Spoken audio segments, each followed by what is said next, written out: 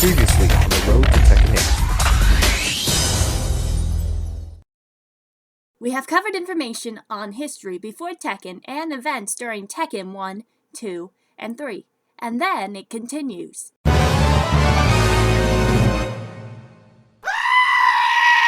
2 years later. Heihachi got the remains of Ogre to see if they can use it to create the ultimate life form, and no, it is not Shadow the Hedgehog, but the process fails. Tekken 2, Heihachi impregnated a woman and gave birth to Lars Alexanderson, who we will get back to in a bit when we do Tekken 6. The Zaibatsu needed the devil gene to combine the being, knowing that the company will get 2 birds in 1 stone. Heihachi started a massive search for his grandson. Heihachi received a photo of Kazuya's remains, and no, he is not cremated into a skeleton. I have to realize in his body would work. The search led them into the G Corporation, the cutting-edge biotechnology company that seems to have taken interest in the devil gene, in which Heihachi would not even accept. 6.5 hours later. He sends his Tekken Force units to the building, knowing that the devil has been revived 20 years later, and he fought off the special military forces and got away if it weren't for those meddling kids.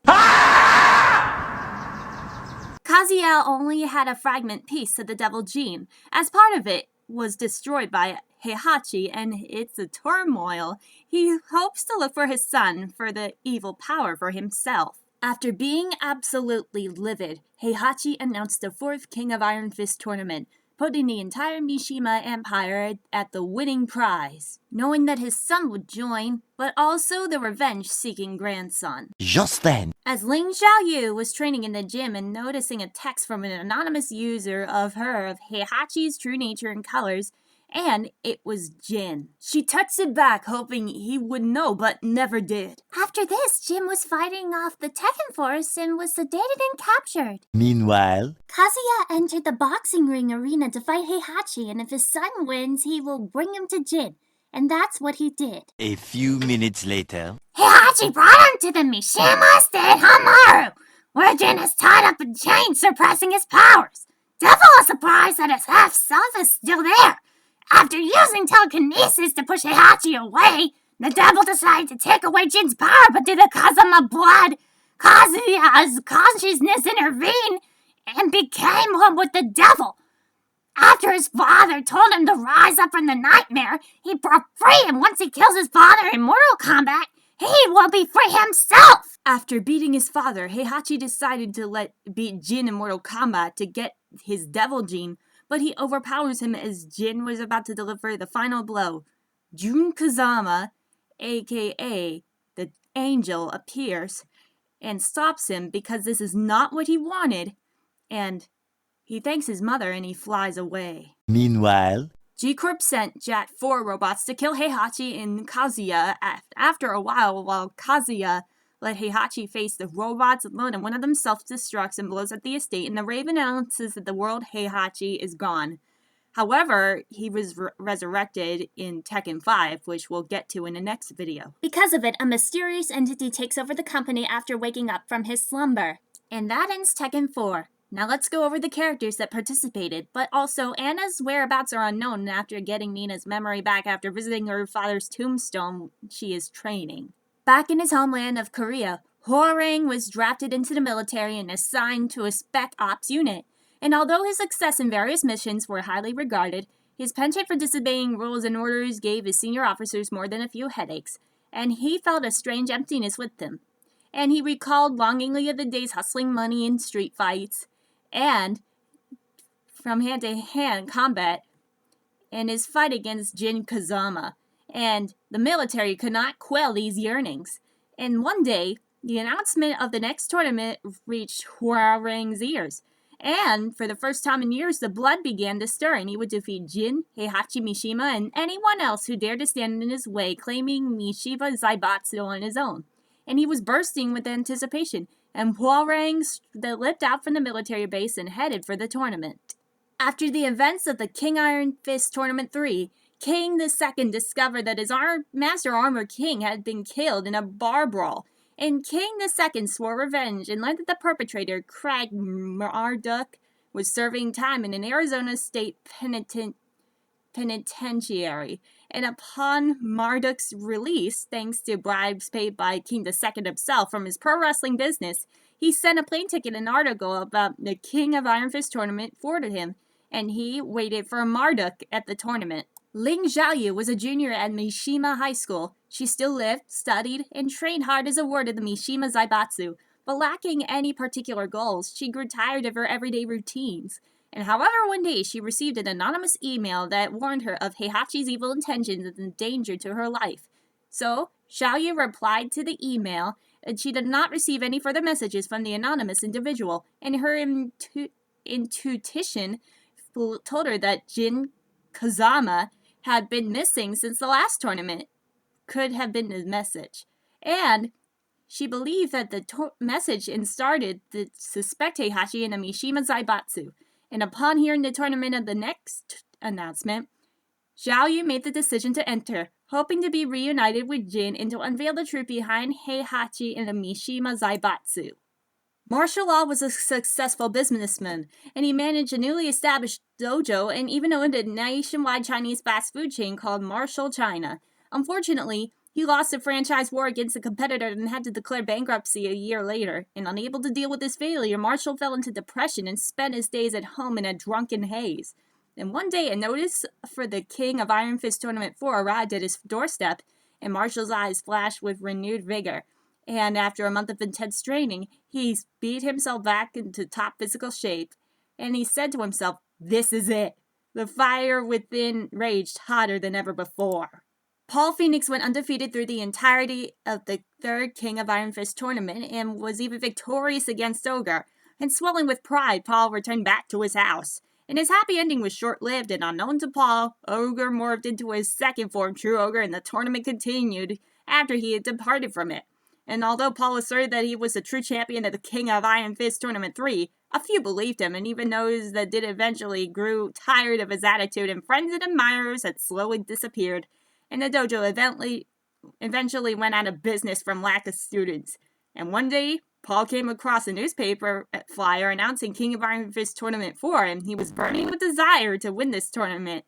And he decides to give it his all once again to prove that he was the one true champion once and for all. He had to win! As leader of the Manji Party, Yoshimitsu dedicated himself to providing food, medical assistance, and shelter to the ever-increasing number of political refugees around the world. Unfortunately, with a constant lack of necessary funding and manpower, Yoshimitsu was unsure about the future of his organization. And when Yoshimitsu heard about the King of Iron Fist Tournament 4, he envisioned a union between the Manji Party and the Mishima Zaibatsu. And with this dream in mind, Yoshimitsu decides to enter the tournament immediately, and he must defeat Heihachi Mishima at any cost. Brian Fury realized that his life was coming to an end, but he knows the person that can help him, and it's his creator, Dr. Abel. However, Dr. Abel gotten rid of him 2 years ago when Heihachi and the Mishima Zaibatsu took him away. Brian began despising them both as a result. And one day, Brian heard the news about the King of Iron Fist Tournament 4 and decided to enter. With his death being impending, Brian's body flowed with energy, making him stronger than before. He develops an uncontrollable rage and then manifests itself into his physical appearance. Brian stakes everything on one hope that if he defeats Heihachi Mishima, and he would become the head of Mishima Zaibatsu.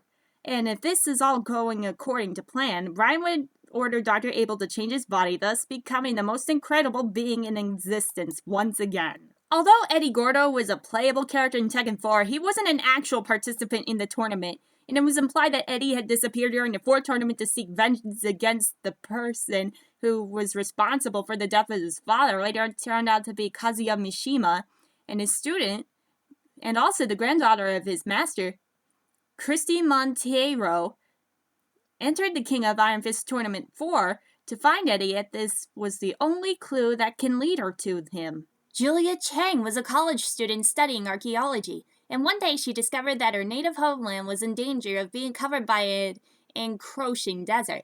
And this was brought on today's rapidly changing global ecosystem. And Julia wanted to save her home, and so she began a research on ecosystem restoration. and she joined an advanced genetic research group led by Professor T that had studied the biological mechanism of reforestation. And his research grant came to an inexclusively from G Corporation. In fact, G Corporation supercomputers, located at their high-security research center, were being used for research, and all their research data was stored on file servers. And Julia was absorbed with their daily research, and waited for the day when her research on ecosystem restoration would be complete. And once the research was completed, she would save her home.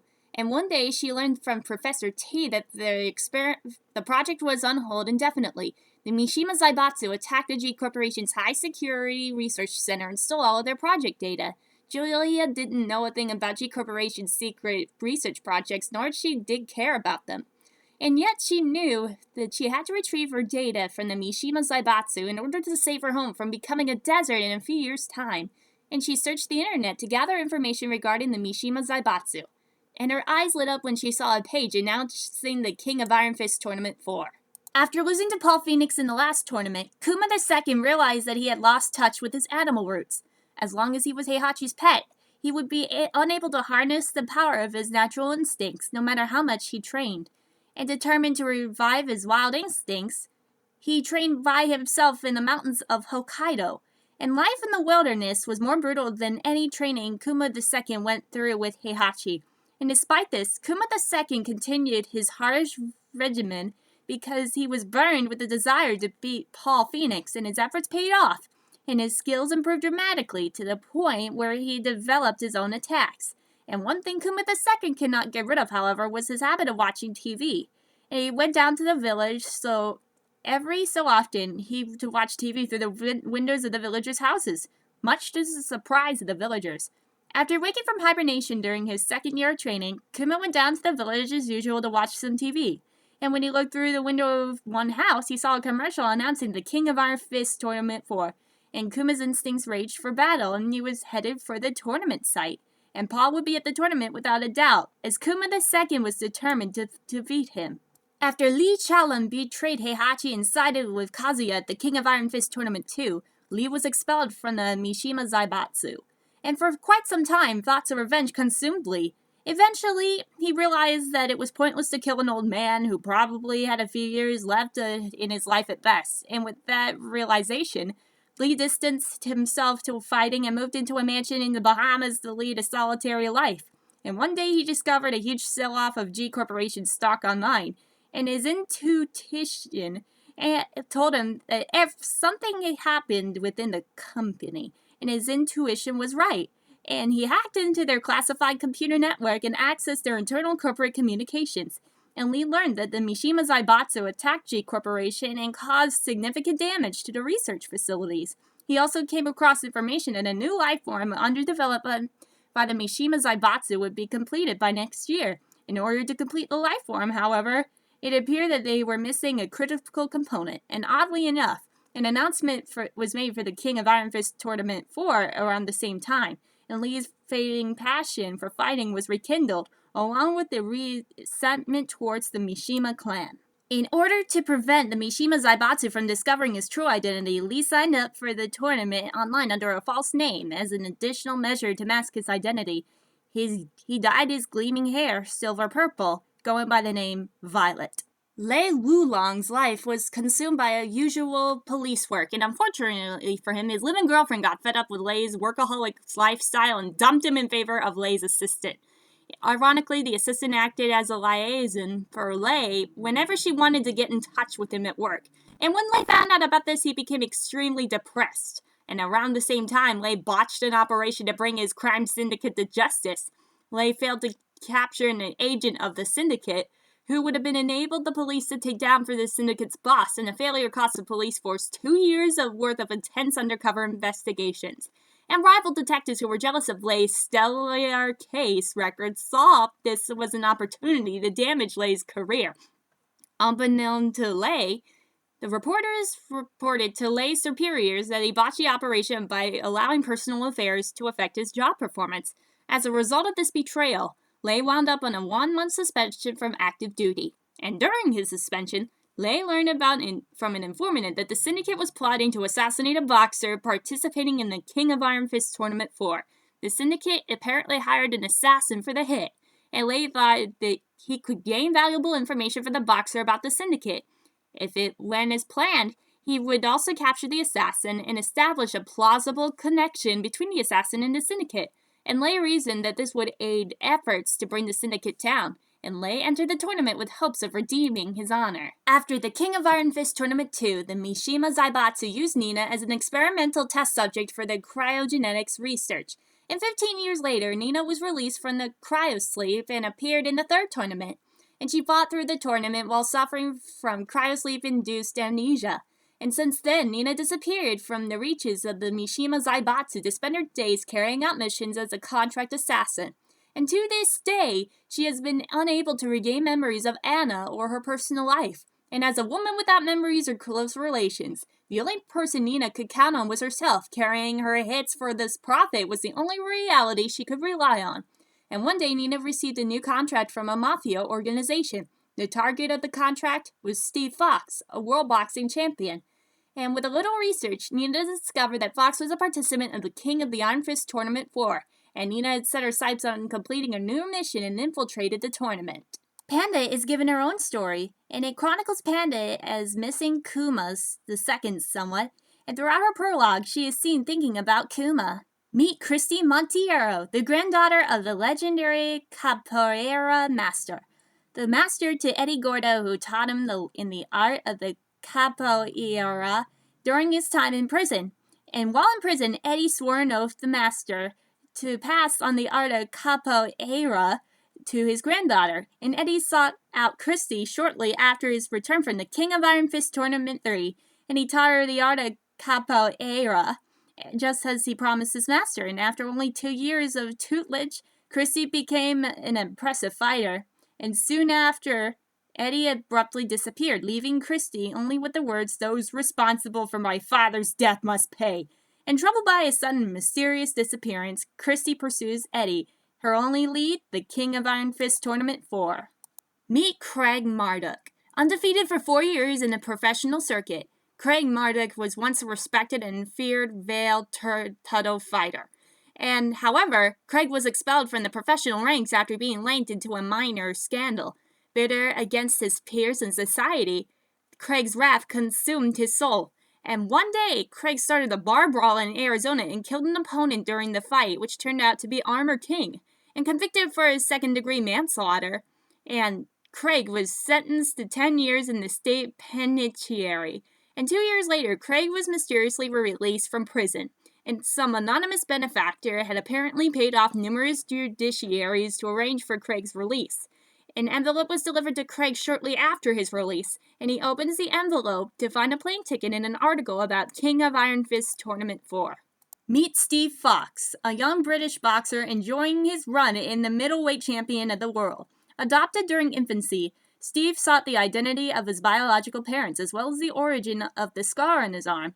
And one day, Steve was ordered by a mafia group to throw a high-stakes fight, but he refused and instead won the fight. Unfortunately, the mafia made good on their threats and put a price on Steve's head. With the mafia in hot pursuit, Steve fled England for the United States and led a life on the run. But Steve soon realized that no matter what he did, the mafia would eventually catch and kill him. Motivated by this realization, Steve sought the limelight once again and entered the King of Iron Fist Tournament 4. Meet Combat, a multi-general purpose robot created by Lee Challen under the disguise of Violet to enter the King of Iron Fist Tournament 4. Combat is programmed to do a wide variety of things from household chores to military action. Combat was designed to the ultimate fighting machine and was programmed to learn every fighter style as it progressed through the tournament. And it was also used to increase the chance of Lee gaining the Mishima Zaibatsu if Heihachi was to be defeated by Combat. Unfortunately, this prototype was rushed due to the time constraints and a few bugs were left in Combat's data. Because of this, whenever Combat powered up, he can only utilize one opponent's fighting style at a time. And finally, meet Miharu Hirano. And for some reason, she uses the same narrative as Ling Xiaoyu's story. Next time on the road to Tekken 8, it's Tekken 5! Don't forget to subscribe!